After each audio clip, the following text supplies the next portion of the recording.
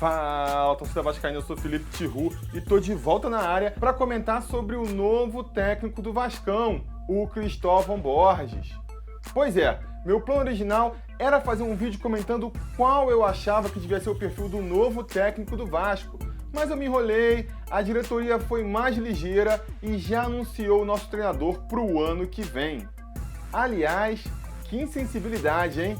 Resolveu anunciar o acerto só no dia da maior tragédia da história do futebol brasileiro. Nem para esperar passar umas 24 horas. Não era dia para se decidir nada de importante no país, quanto mais no universo do futebol, que foi diretamente afetado. Aliás, aproveito o ensejo para deixar aqui os meus sentimentos a todos tocados por essa tragédia em maior ou menor grau, especialmente para os amigos e familiares que são quem mais sofrem nesse momento. Força, Chape! Mas voltando, não vai ser esse tipo de comportamento, anunciar o técnico no dia da tragédia, que vai fazer a gente ser rebaixado mais uma vez ou afastar um eventual patrocinador. Mas essa falta de sensibilidade é mais um risco na imagem já toda arranhada que o nosso clube ganha com o Eurico no comando. Então, por que diabos ele faz isso? Ora, a resposta me parece óbvia. A menos que nosso presidente tenha ficado oficialmente senil, o que ele quis foi usar a tragédia da Chape como cortina de fumaça para anunciar um técnico que ele sabia que teria alta taxa de rejeição da torcida. Segundo uma pesquisa do Net Vasco, 3 em cada 4 torcedores dão a prova à vinda do Cristóvão. Certamente, ele esperava que, com os nossos olhos e nossos corações voltados para Chapecó, a bronca sobre esse anúncio fosse mais leve. E talvez ele tenha sido até bem sucedido nesse plano maquiavélico mesmo. Ah, Tiru, mas se o Eurico sabe que a torcida não quer o Cristóvão, por que contratou ele então? Elementar, meu caro vascaíno. O Cristóvão é assessorado pelo Carlos Leite e, com certeza, foi imposição do empresário a contratação de um técnico que estivesse na sua carteira de clientes para que ele fechasse a sua parceria com o clube. E eu não sei exatamente quais as opções o Eurico tinha, porque eu não conheço todos os técnicos que são clientes do Carlos Leite, já que representar treinadores e jogadores é uma parada bem antiética. Então, não tem uma lista de nomes no site dele, mas não deveriam ter muitas opções que coubessem como técnico do Vasco, não. E eu digo coubessem porque acho que existe um perfil bem claro de treinador com quem o Vasco pode sonhar em ter. Me explico. Existem algumas categorias de treinador no Brasil. Tem os consagrados, como o Cuca, o Filipão, o Abel, que são treinadores caros demais, e com os quais o Vasco nem pode sonhar. Tem uns que já estão muito tempo na estrada e, se não são consagrados, são consolidados. Eu ponho nesse grupo aí o Oswaldo de Oliveira, o Levir Coupe, o Marcelo Oliveira, o Dorival Júnior. Esses são treinadores que, se o Vasco fizesse uma engenharia financeira, poderia até pagar o salário, mas que ainda assim ficariam praticamente inviáveis, porque, por um lado, eles iam querer a contratação de bons jogadores, que o Vasco não ia conseguir trazer.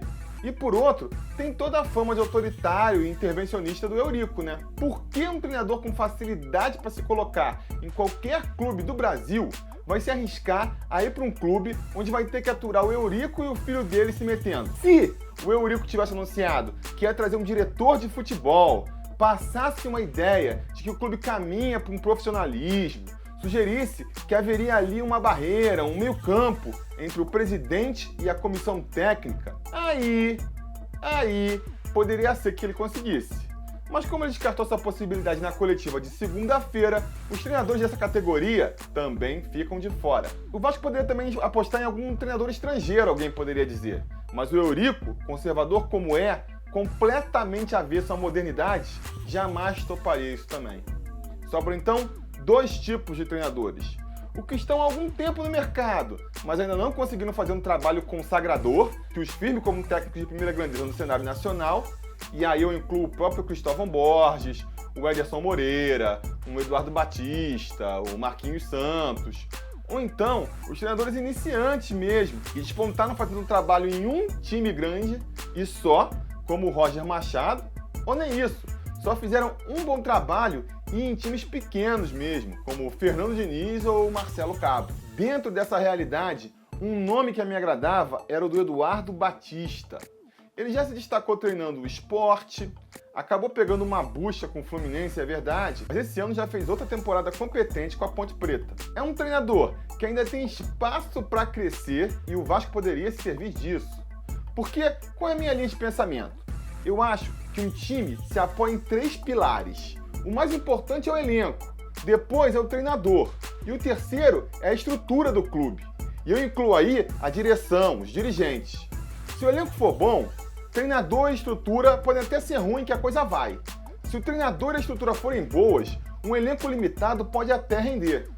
No nosso caso, a gente tem um elenco fraco, que pode no máximo ficar mediano aí ano que vem, e uma estrutura fraca, que só com uma mudança muito grande de mentalidade pode ficar mediana também. Ou seja, nos restaria, para ter uma chance de ter uma temporada um pouco melhor, um técnico bom, que compensasse o resto. Como os figurões são inalcançáveis, o jeito de conseguir isso seria apostar num treinador novo, que despontasse pra valer no Vasco. Esse treinador não poderia ser o Roger Machado? Ouço alguns de vocês dizer. Poderia. Acho que seria uma aposta, porque ele tem só um trabalho como referência. E aí fica difícil de saber o quanto nesse trabalho foi mérito dele. Mas seria uma aposta válida. A mesma coisa serve para o Fernando Diniz. O fato de ter feito um trabalho ousado no Audax Oeste ali não é garantia nenhuma de que ele conseguiria repetir a fórmula no Vasco, mas valeria a pena arriscar. Caso fracassasse, ainda teríamos tempo para trazer um treinador melhor, porque tem o estadual aí, né? Caso funcionasse, esse poderia ser o diferencial que o time precisa para se destacar. Mas enfim, o treinador escolhido foi o Cristóvão Borges. E acho que vou ser polêmico aqui agora, por conta de tudo que eu já expliquei aí, não acho um nome ruim não. Ao contrário da maioria da torcida, eu não achei a primeira passagem do Cristóvão pelo Vasco ruim. Ele pegou o time no meio do campeonato e conseguiu levar até o final da temporada brigando pelo título. Ah, ele só deu prosseguimento ao trabalho do Ricardo Gomes. Ok. Mas isso é mais complicado do que parece. Tá aí o Jorginho, que nesse segundo semestre não conseguiu nem dar prosseguimento ao próprio trabalho para provar. E na temporada seguinte, ele continuou a fazer um trabalho satisfatório. Caiu na Libertadores pro time que viria a ser o campeão, num mata-mata super disputado e que a gente teve tudo para vencer, e levou o time bem no Brasileiro até o clube ser atingido por uma pane seca, não ter dinheiro nem para pagar a água, e aí, amigo, treinador nenhum conseguiria segurar a onda. Tanto que o Marcelo Oliveira, que veio pro lugar dele, comandou o time por 10 jogos, perdeu 6 partidas seguidas e rodou. Dali foi pro Cruzeiro e ganhou só 2 campeonatos brasileiros seguidos. Ah, mas depois disso o Cristóvão não fez mais nenhum trabalho de destaque. É verdade. E isso, pra mim, é um indicativo de que ele não é aquele treinador revolucionário que eu gostaria de ver o Vasco trazendo. E que, vamos e venhamos, era mesmo difícil de acontecer. Seria como acertar na loteria. Mas não considero também que ele tenha fracassado, não. Se não, vejamos. Em 2013, ele comandou o Bahia por todo o Campeonato Brasileiro da Série A e deixou o time em 12º lugar. Deixar um time como o Bahia, que sem querer desrespeitar aqui toda a sua torcida e a sua história, há muito tempo pode, no máximo, aspirar só para não cair mesmo, não tá bom? Eu acho. E digo mais, se o Cristóvão conseguir levar o Vasco pro 12º lugar no Brasileirão desse ano, eu vou me dar por satisfeito. Não precisa de mais nada. Em 2014, ele assumiu o Fluminense em abril e levou o tricolor para o 6º lugar no Brasileirão.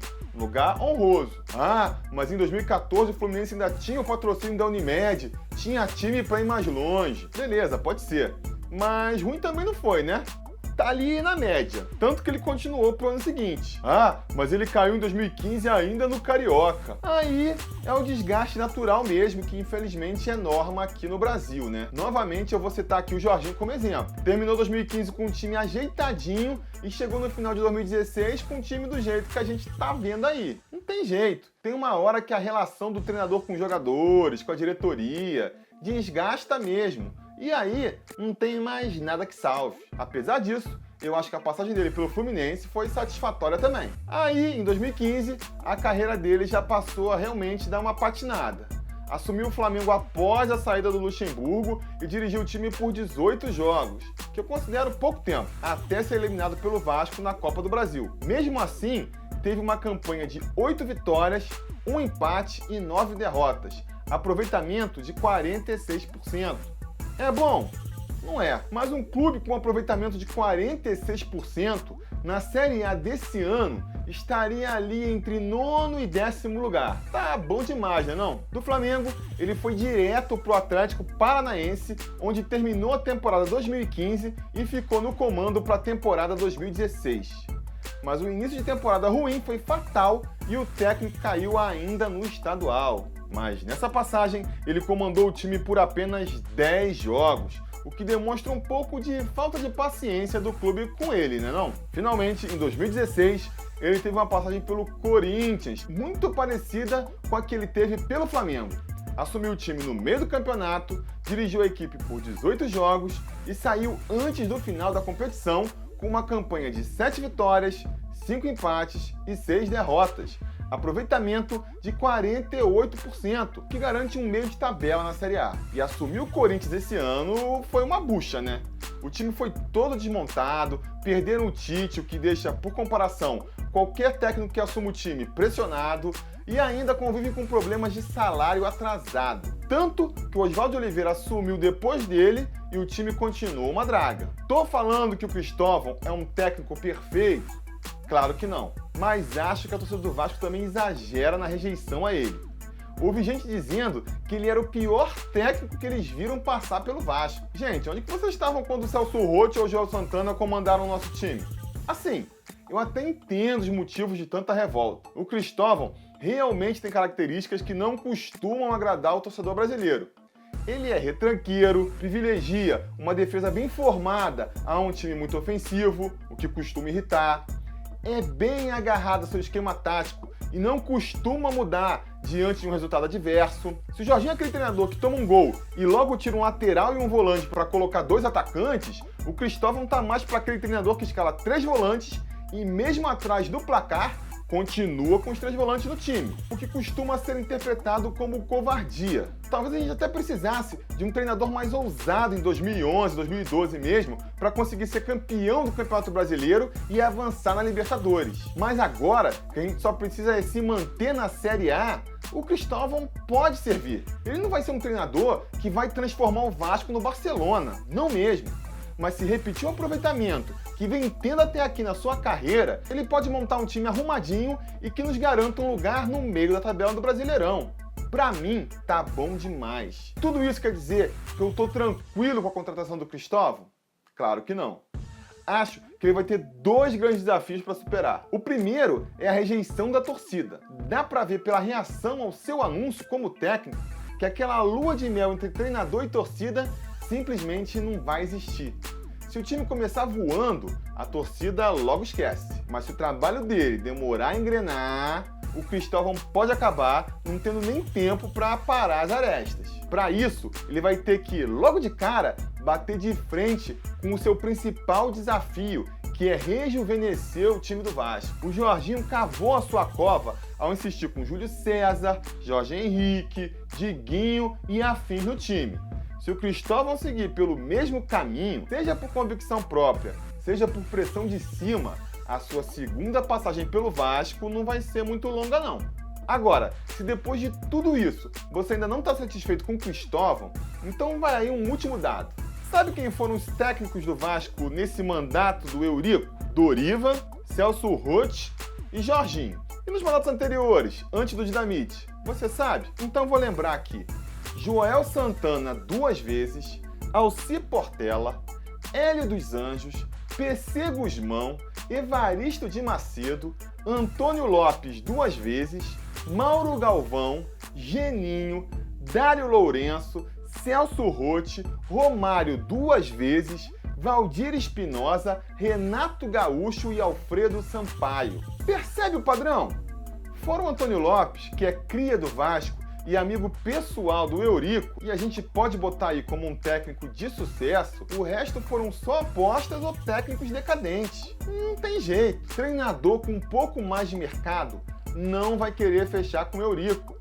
Assim como Eurico, não vai querer fechar com um técnico mais consagrado, que tenta impor sua vontade. Isso posto, eu posso dizer que o Cristóvão é o técnico que eu queria no Vasco? Não, não era. Mas enquanto o Eurico for presidente, eu não me iludo. Não dá para sonhar muito mais alto do que isso aí não. Então é isso, pessoal. Diz aí nos comentários o que você achou da chegada do Cristóvão, que expectativa vocês têm para o ano que vem, agora que o Vasco já anunciou seu treinador.